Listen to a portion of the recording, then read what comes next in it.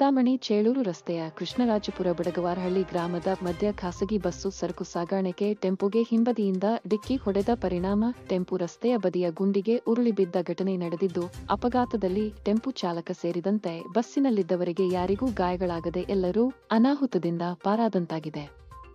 ಚಿಂತಾಮಣಿ ಚೇಳೂರು ರಸ್ತೆಯ ಕೃಷ್ಣರಾಜಪುರ ಗ್ರಾಮದ ಟೆಂಪೋ ಚಾಲಕ ಮರದ ತುಂಡುಗಳನ್ನು ಟೆಂಪೋದಲ್ಲಿ ತುಂಬಿಸಿಕೊಂಡು ಚಿಂತಾಮಣಿ ನಗರಕ್ಕೆ ಬರುತ್ತಿದ್ದಾಗ ನೆರೆಯ ಆಂಧ್ರ ಪ್ರದೇಶದ ಕದಿರಿಯಿಂದ ಚಿಂತಾಮಣಿ ಮಾರ್ಗದ ಮೂಲಕ ಬೆಂಗಳೂರಿಗೆ ತೆರಳುತ್ತಿದ್ದ ಖಾಸಗಿ ಬಸ್ ಡಿಕ್ಕಿ ಹೊಡೆದಿದೆ.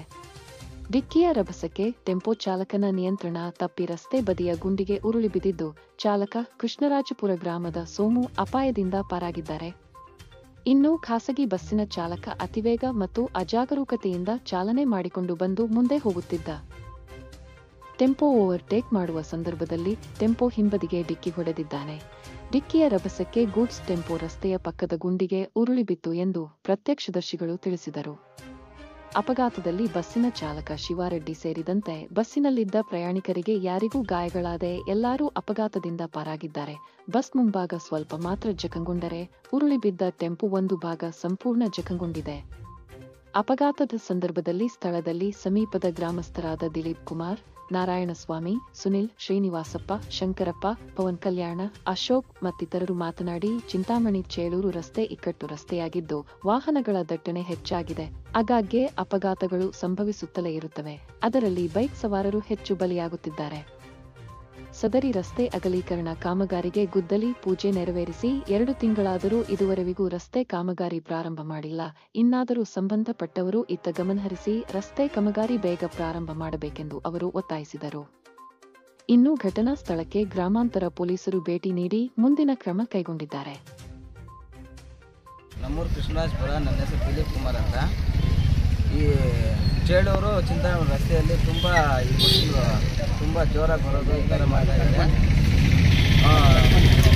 ಹಾಗೆ 7 ಗಂಟೆಗೆ ಕದ್ರಿ ಬಸ್ ಈ ರೋಡಲ್ಲಿ ಬಂದು ಕೋನಾರ್ಸನ್ ಬರ್ತಾ ಇದೆ. ಹಿಂದೆಯಿಂದ ಬಂದು ಬಸ್ಸು ಓವರ್ಟೇಕ್ ಮಾಡೋಕ್ಕೆ ಹೋಗಿ ಕೋನಾರ್ಸನ್ಗೆ ಟಚ್ ಆಗಿದೆ.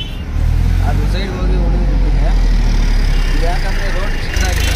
2 ತಿಂಗಳಾಯ್ತು ಆಲ್ರೆಡಿ ಪೂಜೆ ಮಾಡಿ ಕಟ್ಟಿಂಗ್ ಆರ್ಡ್ರ್ ಆಗಿದೆ ಅದು ಇದು ಅಂತೇಳಿ ಇದು ಮಾಡಿ ಡಿಲೇ ಮಾಡ್ತಾ ಇದ್ದಾರೆ.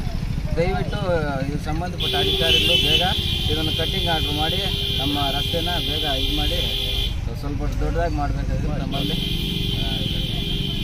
ಸ್ಪೀಡ್ ಹಂಪ್ಸ್ ಇದ್ರೂ ಈ ಬಸ್ಸವರು ಯಾವ ಸ್ಪೀಡ್ ಹಂಪ್ಸಲ್ಲೂ ಸ್ಲೋ ಮಾಡಲ್ಲ.